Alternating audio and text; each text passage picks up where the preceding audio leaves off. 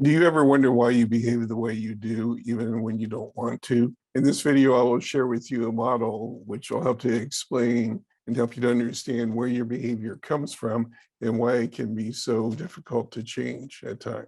Hi, I'm Larry Burton, and welcome to my channel, where I share content with you that helps you to take the frustration out of self-help and empowers you to move forward with greater ease. So subscribe to my channel if you would like a variety of information which supports you, empowers you, and makes your life experience much more pleasant. So in this video, I'm going to provide you with what I call the belief tree model or paradigm, something that came to me one day while sitting out in a patio under a large oak tree in our backyard. And I think you'll find it helpful. So let's start by taking a look at the belief tree PDF. You'll see that the leaves on the tree are the actual behaviors that we are engaged in, but that those leaves are connected to branches, which are the emotions. And the emotions are connected to the beliefs that you hold. And those beliefs come from the roots of your core memory and supporting events, all of which is in the soil of energy. So let's break this down into a little more detail. I would suggest to you that every behavior is just an expression of an emotion. So if you're feeling angry, you behave in an angry way. If you're feeling afraid, you behave in a way that is fearful.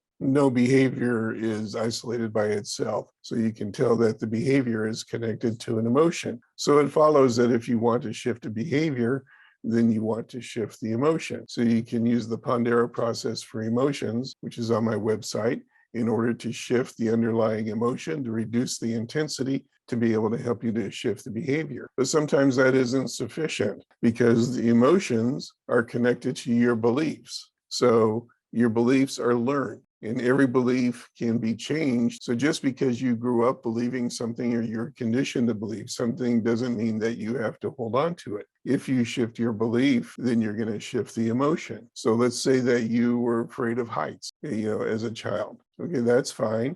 But you could begin to shift that belief. You could begin to feel that it's safe or learn how to be safe when you're looking off of a 3-story building. So if you shift the belief, you shift the emotion that you have in response to a stimulus, you shift the behavior. But as we just indicated, that belief is something that was learned, and that's where the memories come into play. And my experience has been that there's usually one core memory, one precipitating event, some recollection where you created a rule of life or a belief for yourself. And as you work with the energy of the emotions and the beliefs, you can get back to an insight as to what that memory was. And a memory is just an interpretation of an event that took place at some point in your life. It's probably from the age that you were at the time of that event.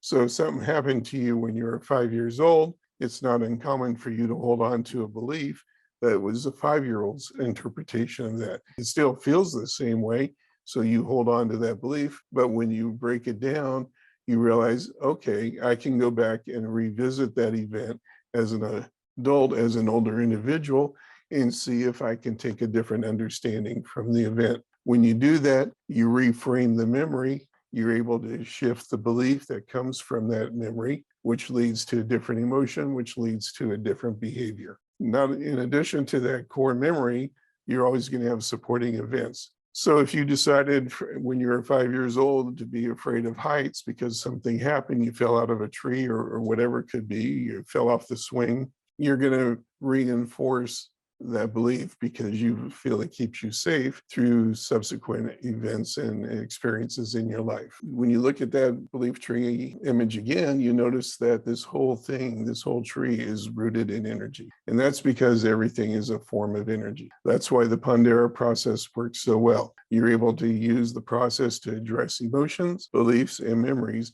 in order to shift the underlying energy. You're able to release that energy which causes distress, bring in more positive energy, balance it in your system so that you feel more serenity and more peace and more joy. So go ahead and take a look at this. This breaks down the structure of behavior into emotions, beliefs, and memories in a nice way, and can help you to chunk down the challenges that you face and begin to focus your attention. So if you'd like more help with that, go ahead and go over to empoweredselfhelp.com. We have a number of free resources there for you, and you'll see where I have the different tools that can help you to begin shifting the behaviors, emotions, beliefs, and memories as you're ready to do so. Be well.